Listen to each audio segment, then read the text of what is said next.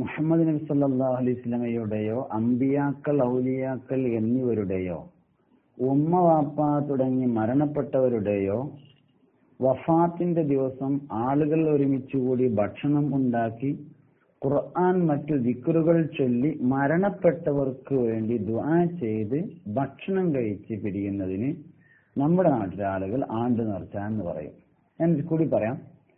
മുഹമ്മദ് നബി സല്ലല്ലാഹു അലൈഹി വസല്ലമയുടെയോ അമ്പിയാക്കൾ ഔലിയാക്കൾ എന്നിവരുടെയോ ഉമ്മ വാപ്പ തുടങ്ങി മരണപ്പെട്ടവരുടെയോ വഫാത്തിന്റെ ദിവസം ആളുകൾ ഒരുമിച്ചുകൂടി ഭക്ഷണം ഉണ്ടാക്കി ഖുർആൻ മറ്റ് ദിക്റുകൾ ചൊല്ലി മരണപ്പെട്ടവർക്ക് ദുആ ചെയ്ത് ഭക്ഷണം കഴിച്ച് പിരിയുന്നതിന് ആണ്ട് നേർച്ച എന്ന് പറയുന്നു. ഇവിടെ 4 പ്രധാനപ്പെട്ട കാര്യങ്ങളാണ് ചർച്ചാ വിഷയം. 1, ഖുർആനും ദിക്റും ചൊല്ലി ദുആ ചെയ്യൽ. 2, ഭക്ഷണം ഉണ്ടാക്കി കഴിക്കൽ. 3, മരണപ്പെട്ട ദിവസമായിരിക്കൽ. 4, ഇങ്ങനെ നബിയോ സഹാബത്തോ ചെയ്തിട്ടുണ്ടോ എന്ന് പരിശോധിക്കൽ. 4 കാര്യങ്ങൾ ഇവിടെ ഉണ്ട്. ഖുർആനും ദിക്റും ചൊല്ലി ദുആ ചെയ്യൽ. ഖുർആനും ദിക്റും ചൊല്ലിയാലും ദുആ ചെയ്താലും മരണപ്പെട്ട ആളുകൾക്ക് കിട്ടും എന്നതിന്റെ ഏറ്റവും പ്രധാനപ്പെട്ട തെളിവ് മയ്യിത്ത് നിസ്കാരം. മയ്യിത്ത് നിസ്കാരത്തില് ഖുർആനുണ്ട്, ദിക്റുണ്ട്, സ്വലാത്തുണ്ട്, മരിച്ചയാൾക്ക് വേണ്ടിയുള്ള ദുആ ഉണ്ട്. ഇതെല്ലാം മയ്യിത്തിന് ഗുണം ചെയ്യാൻ തന്നെയാണ്. അപ്പൊ ജീവിച്ചിരിക്കുന്ന ആൾ ഖുർആൻ ഓതിയാൽ, ദുആ ചെയ്താൽ, ദിക്ർ ചൊല്ലിയാൽ, സ്വലാത്ത് ചൊല്ലിയാൽ മരിച്ചു കിടക്കുന്ന ആൾക്ക് ഗുണം കിട്ടൂല എന്ന് പറഞ്ഞാൽ മയ്യിത്ത് നിസ്കാരം കൊണ്ട് തന്നെ മരിച്ച ആൾക്ക് ഒരു ഗുണമില്ലാന്ന് വരും. അപ്പൊ മയ്യിത്ത് നിസ്കാരം തന്നെ ദിക്ർ, ദുആ, സ്വലാത്ത്, മറ്റ് ഇബാദത്തുകൾ കൊണ്ട് മരിച്ചവർക്ക് കാര്യം കിട്ടും എന്നതിന്റെ തെളിവാണ്. രണ്ടാമത്തെ വിഷയം ഭക്ഷണം ഉണ്ടാക്കലും അത് ദാനം ചെയ്യലുമാണ്. സന്തോഷാവസ്ഥയിലും വിഷമാവസ്ഥയിലും ദാനധർമ്മങ്ങൾ ചെയ്യുന്നതും കോപം ഒതുക്കി വെക്കുന്നതും മനുഷ്യർക്ക് മാപ്പ് നൽകുന്നതും ചെയ്യുന്നവർക്ക് വേണ്ടി സ്വർഗം ഒരുക്കി വെച്ചിട്ടുണ്ട് എന്ന് ഖുർആൻ വ്യക്തമാക്കിയിട്ടുണ്ട്. സൂറത്ത് ആല ഇമ്രാന്റെ 134-ാമത്തെ ആയത്തില് الذين ينفقون في السراء والضراء والكاظمين الغيظ والعافين عن الناس والله يحب المحسنين. الذين ينفقون في السراء والضراء, രഹസ്യമായും പരസ്യമായും ധനം ചെലവഴിക്കുന്ന ആളുകൾ അഥവാ ദാനധർമ്മങ്ങൾ ചെയ്യുന്നവർ. വൽ ഖാദിമീനൽ ഗൈദ, ദേഷ്യത്തെ അടക്കി ഒതുക്കി നിർത്തുന്നവരും. വൽ ആഫീന അനിന്നാസ്, ജനങ്ങൾക്ക് മാപ്പ് ചെയ്യുന്നവരും. വല്ലാഹു യുഹിബ്ബുൽ മുഹ്സിനീൻ, അല്ലാഹു ഗുണവാന്മാരെ ഇഷ്ടപ്പെടുന്നതാണ്. സ്വർഗാവകാശികളെ കുറിച്ച് ഇങ്ങനെ പറഞ്ഞു വരാൻ. അപ്പൊ അവർ സ്വർഗാവകാശികളാണെന്ന് അർത്ഥം. അൻ സഅദ് ബിൻ ഉബാദ റളിയല്ലാഹു അൻഹു തുവഫിയത് ഉമ്മുഹു വഹുവ ഗായിബുൻ അന്നാ. സഅദ് ബിൻ ഉബാദ റളിയല്ലാഹു അൻഹുവിൽ നിന്ന് ഉദ്ധരിക്കുന്ന ഹദീസിൽ കാണാം, അദ്ദേഹത്തിന്റെ ഉമ്മ മരണപ്പെട്ടു. വഹുവ ഗായിബുൻ അന്നാ, ഉമ്മ വേറെ സ്ഥലത്തും അദ്ദേഹം വേറെ സ്ഥലത്തുമായിരുന്നു. ഫഖാല, മഹാനവറുകൾ ചോദിച്ചു, യാ റസൂലല്ലാഹ്, അല്ലാഹുവിന്റെ റസൂലേ, ഇന്ന ഉമ്മി തൂഫിയത്, ഇന്റെ ഉമ്മ മരിച്ചു നബിയെ.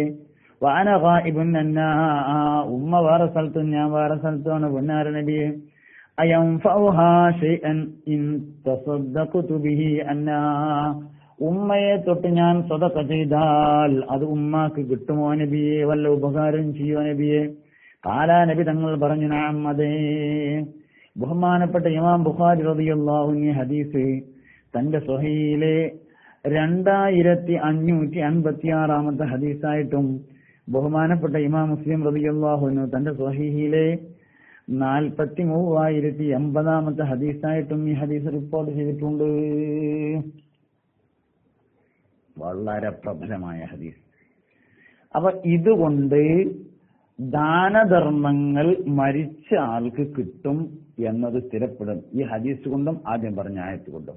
ദാനം ചെയ്താലും ധർമ്മം ചെയ്താലും, അത് ഭക്ഷണമായാലും ഹദിയയായാലും പോക്കറ്റ് മണി ആയാലും വേറെ എന്തേലും ആയാലും, എന്ത് ദാനധർമ്മങ്ങളും. പിന്നെ അവിടെ ഒരു പ്രശ്നമുള്ളത്, അന്നദാനം സ്വതക്കയിൽ പെടൂല. അന്നദാനം സ്വതക്കയിൽ പെടൂല എന്ന് ഇതുവരെ ആരും പറഞ്ഞിട്ടില്ല, പറയാനായിട്ട് സാധ്യതയില്ല. ഒരു ഹദീസ് കേൾപ്പിക്കാം. ഇമാം ബുഖാരി റളിയല്ലാഹു അൻഹു റിപ്പോർട്ട് ചെയ്ത ഹദീസ്, അന്ന റജുലൻ സഅല നബിയ സല്ലല്ലാഹു അലൈഹി വസല്ലം, ഒരു മനുഷ്യൻ വന്ന് നബി തങ്ങളോട് ചോദിച്ചു, യാ റസൂലല്ലാഹ്, പുന്നാര നബിയെ, അയ്യുൽ ഇസ്ലാമി ഖൈറുൻ, ഇസ്ലാമിൽ ഏറ്റവും ഖൈറായത് എന്താണ് നബിയെ? ഖാല, നബി തങ്ങൾ പറഞ്ഞു, തുതൈമു ത്വആമ, ഭക്ഷണം ഭക്ഷിപ്പിക്കലാണ്, തുഖറഉ സലാമ, സലാം പറയലാണ്, അലാ മൻ അറഫ്ത വമൻ ലം തഅരിഫ്. ഇമാം ബുഖാരി റിപ്പോർട്ട് ചെയ്ത ഹദീസാണ്. സലാം പറയലും ഭക്ഷണം ഭക്ഷിപ്പിക്കലുമാണ് ഇസ്ലാമിൽ ഏറ്റവും ഖൈറെന്ന് പറഞ്ഞു. അപ്പൊ അതുകൊണ്ട് ഭക്ഷണം ഉണ്ടാക്കലും അത് കൊടുക്കലും സ്വതക്കയിൽ പെടില്ല എന്ന് ആരും അഭിപ്രായം പറയാൻ സാധ്യതയില്ല. അത് സ്വതക്കയിൽ പെടും. അതുകൊണ്ട് സ്വതക്ക ചെയ്താലും മരിച്ചാൾക്ക് കാര്യം കിട്ടും. മൂന്നാമത്തത്, ഇത് മരണപ്പെട്ട ദിവസം പറ്റുമോ എന്നുള്ളതാണ്. അവിടെ നമ്മൾ പരിശോധിക്കേണ്ടത്, ഇബാദത്ത് രണ്ട് തരമുണ്ട്. ഒന്ന് സമയം നിശ്ചയിച്ചതുണ്ട്, രണ്ട് പ്രത്യേക സമയം നിശ്ചയിക്കാത്തതുണ്ട്. സമയം നിശ്ചയിച്ച ഇബാദത്തുകൾ, ഉദാഹരണം ളുഹ്ർ, അസർ, റമദാൻ നോമ്പ്, ഹജ്ജ്, ഇതൊക്കെ സമയം നിശ്ചയിച്ച ഇബാദത്താണ്. ആ സമയത്തെ പറ്റുള്ളൂ. രണ്ടാമത് പ്രത്യേകം സമയം നിശ്ചയിച്ചിട്ടില്ലാത്തതുണ്ട്. അതിന്റെ ഉദാഹരണമാണ് സ്വതക്ക, ഈത്തിക്കാഫ്, അങ്ങനെയുള്ള പ്രത്യേക സമയം നിശ്ചയിച്ചിട്ടില്ലാത്ത ഇബാദത്തുകളുണ്ട്. അപ്പൊ പിന്നെ സ്വാഭാവികമായിട്ടും സമയം നിശ്ചയിക്കാത്തൊരു ഇബാദത്താണ് ഇത് സ്വതക്ക. അത് ജീവിച്ചിരിക്കുന്നവർക്ക് സ്വതക്ക കൊടുക്കലും മരിച്ചവർക്ക് സ്വതക്ക കൊടുക്കലൊക്കെ സമയം നിശ്ചയിക്കാത്തൊരു ഇബാദത്താണ്. അതുകൊണ്ട് എപ്പോഴും ചെയ്യാം. എല്ലാവർക്കും സൗകര്യം മരിച്ചന്നായതുകൊണ്ട് അന്ന് ചെയ്യുന്നു. അന്ന് അസൗകര്യം ഉണ്ടെങ്കിലോ തലേന്ന് ചെയ്യാം, തലേന്ന് പറ്റിയില്ലെങ്കിലോ പിറ്റേന്ന് ചെയ്യാം. എന്നും ചെയ്യാൻ പറ്റുമോ? എന്നും ചെയ്യാൻ പറ്റും. കൊല്ലം കഴിയുമ്പോൾ മാത്രമേ ചെയ്യാൻ പറ്റുള്ളൂ? ഇല്ല, കൊല്ലം കഴിയുമ്പോൾ മാത്രമേ ചെയ്യാൻ പറ്റുള്ളൂ എന്നില്ല, എപ്പോഴും ചെയ്യാം. മാസത്തിലെടുക്കാൻ പറ്റുമോ? പറ്റും. മാസത്തിൽ രണ്ടെടുക്കായാലോ? കുഴപ്പമില്ല, പറ്റും. അങ്ങനെയാണ്. അപ്പൊ ആണ്ട് കഴിക്കണ്ട എന്ന് പറയുന്നത് ആണ്ടിന്റെ ദിവസമായത് കൊണ്ടാണ് പ്രശ്നം. തലേന്നാണെങ്കിൽ കുഴപ്പമില്ല എന്ന് പറയുകയാണെങ്കിൽ നമുക്ക് മനസ്സിലാക്കായിരുന്നു. സംഗതി മുടക്കാൻ വേണ്ടി പറയാനല്ല, നടത്താൻ വേണ്ടി പറയല്ല.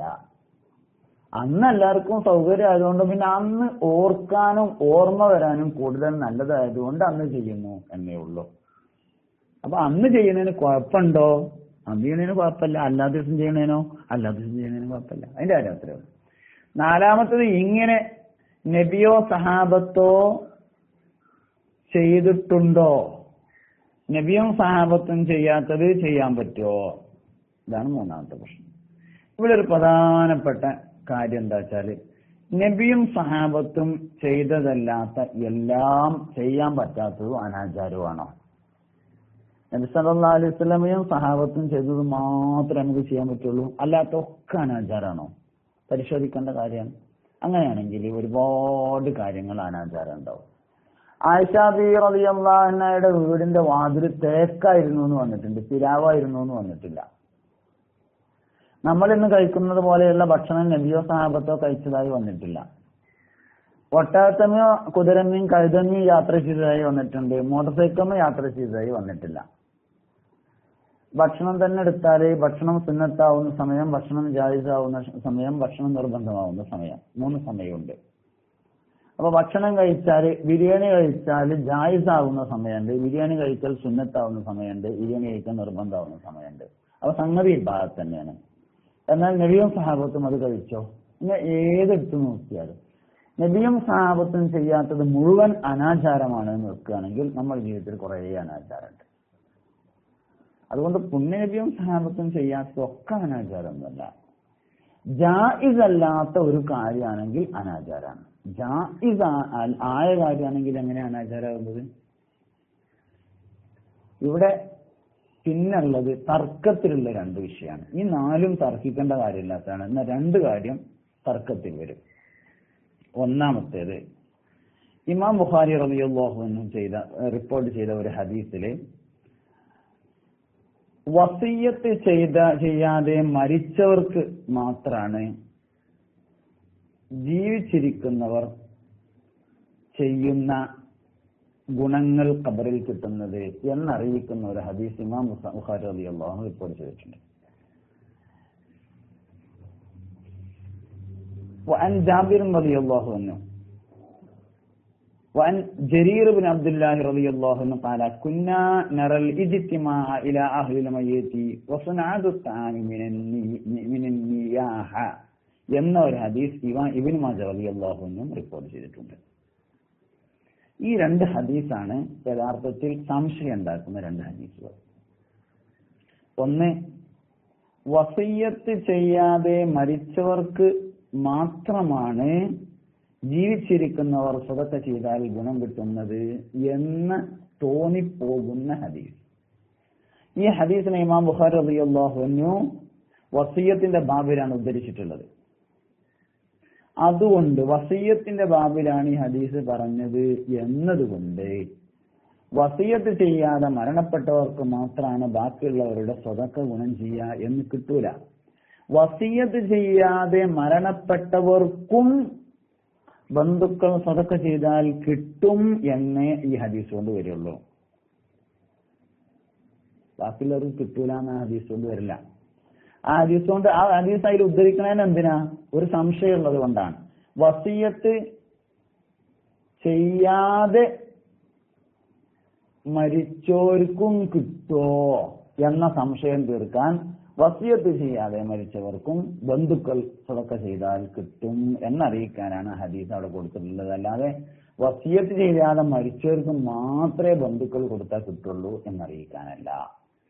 രണ്ടാമത്തേത്, മയ്യത്തിന്റെ അഹ്ലുകാരിൽ ഞങ്ങൾ ഒരുമിച്ച് കൂടുകയും ഭക്ഷണം ഉണ്ടാക്കി കഴിക്കുകയും ചെയ്യുന്നത് വിരോധിക്കപ്പെട്ട അട്ടഹാസമായി ഞങ്ങൾ കണക്കാക്കിയിരുന്നു എന്ന ഇബ്നു മാജ റളിയല്ലാഹു അൻഹുവിന്റെ ഹദീസ്.